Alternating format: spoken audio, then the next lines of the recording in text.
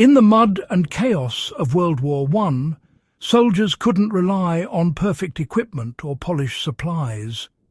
They lived knee-deep in water, surrounded by barbed wire, disease and artillery fire, often with little more than what they could carry, and even less of what they actually needed. Yet, in those brutal conditions, men learned to improvise. They built tools, first aid gear, and daily use items from scraps, rations, and battlefield debris. These makeshift inventions, simple, rugged, and often life-saving, became part of an unofficial trench survival kit. What's fascinating is that many of these improvised solutions still hold practical value today. For anyone who values resilience, fieldcraft, or historical wisdom, these forgotten tools from World War I trenches aren't just relics, they're blueprints for survival under pressure. The makeshift first aid kit was born from desperation and necessity. When the Great War began, standard-issue medical kits were limited, often missing basic supplies once the fighting started. Men learned to improvise treatment using what little they had. Field dressings were often substituted with scraps of clean fabric, handkerchiefs, or torn shirts sterilized in boiling water. Soldiers discovered that iodine and even tobacco ash could help prevent infection when proper antiseptics ran out. In desperate times, clean water and salt formed a crude but effective wound rinse. These methods were far from ideal, but they saved lives. Many soldiers carried small, unofficial first aid pouches, bits of cloth wrapped around disinfectant, matches and bandages to treat wounds quickly. For modern preppers and outdoor enthusiasts, the principle remains powerful. Your best first aid kit is one you can adapt on the spot. Learning to sterilize cloth with heat, improvise bandages from cotton or linen, or use salt water for basic wound cleaning mirrors the kind of practical thinking that kept trench soldiers alive. In the field today, carrying a compact kit with antiseptic wipes, gauze, and a fire source isn't just smart. It's a modern continuation of the same survival mindset born in the trenches of the Somme. Improvised stoves and trench cookers turned rations into real meals. Cooking was one of the biggest challenges in trench warfare. Standard field kitchens couldn't reach the front lines, and men often survived on cold, hard biscuits and tinned meat. But human ingenuity has a way of lighting a flame even in the mud. Soldiers began fashioning miniature stoves from biscuit tins, fuel cans, and even discarded shell casings.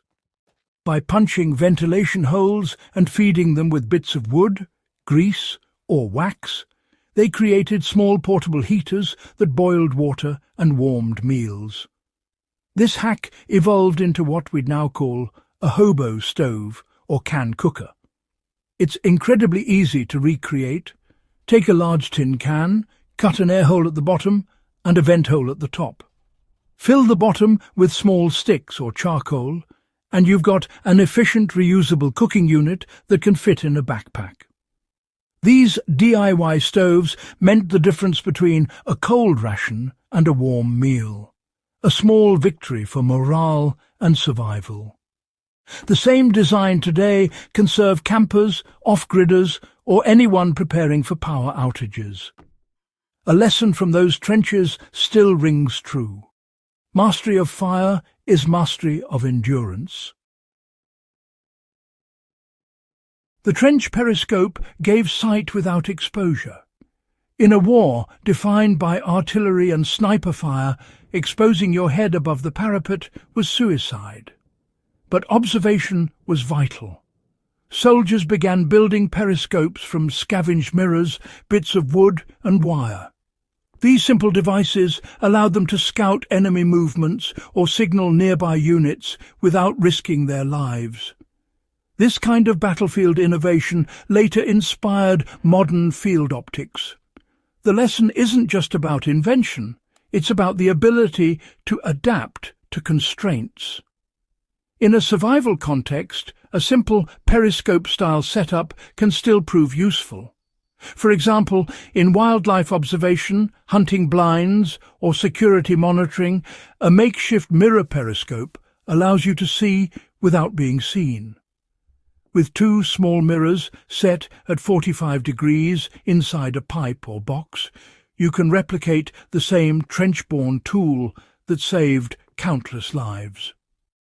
The periscope stands as a reminder that technology doesn't have to be advanced to be effective. It only has to be clever. Trench candles and improvised lighting became lifelines in the dark. In the dark, damp nights of the Western Front, light was both rare and dangerous.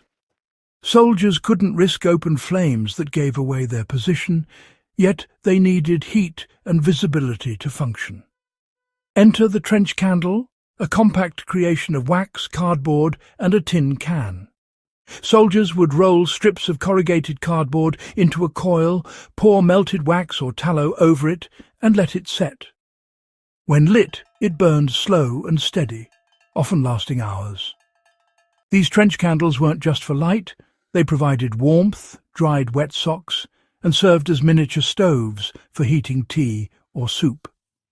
For anyone who values preparedness, this simple tool remains incredibly relevant. To make your own, recycle old candle wax, coil cardboard inside a small can, and pour the wax in. Once hardened, it becomes an emergency light and heat source that can run for several hours. It's no exaggeration to say that this small invention lifted morale and prevented hypothermia. Today, it's a practical skill for anyone who wants to live more self-reliantly, from campers to crisis planners. Improvised waterproofing kept life and gear intact. Constant rain and mud made trench warfare a nightmare. Everything, letters, matches, and personal items, was at risk of rotting or rusting. Soldiers learned to waterproof what they could. They rubbed boots with grease, coated fabric in wax, and sealed small items in oilcloth or tin containers. It was a form of field maintenance that could mean the difference between function and failure. This approach still holds immense value today. Anyone who spends time outdoors can apply it by using beeswax or natural oils to seal fabric and leather. All you need to do is rub the mixture into the material, warm it slightly, and it becomes resistant to water and wear. Soldiers often did this nightly, knowing that dry socks and preserved gear were as critical as a full rifle. That same philosophy, protect what you depend on, is a cornerstone of any survival system. From waterproofing packs to sealing tools against moisture, the old trench method works because it relies on simple, accessible materials and careful routine. Simple repairs and adaptability defined the soldier's survival kit. What tied all these innovations together was the soldier's mindset. Everything could be repurposed. Razor blades became wire cutters, shoelaces doubled as cord for tents or medical splints. Even bullet casings found second lives as whistles, candle holders, or storage containers. The real improvised kit wasn't just the items, it was the creativity. Soldiers learned that resilience depended on versatility. In a modern context, that's what separates a skilled survivalist from a gear collector. Knowing how to modify what you already have to turn trash into tools is the ultimate skill passed down from those muddy, unforgiving trenches. The improvised WWI kit wasn't issued. It was invented by necessity. Every piece carried a story of endurance and adaptation under the harshest conditions imaginable. These weren't gadgets, they were lifelines. And a century later, they still teach us how to survive when resources fail and conditions turn hostile.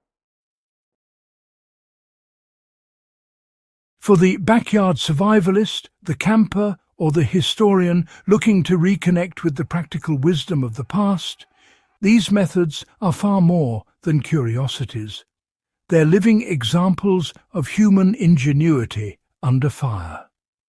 If you found this breakdown valuable, don't forget to subscribe to Backyard Wisdom, where we bring forgotten fieldcraft, historical survival methods, and real-world applications back to life. Share this video with fellow history buffs and survival enthusiasts, and help keep these timeless lessons alive. Because sometimes the simplest tools are the ones that save lives.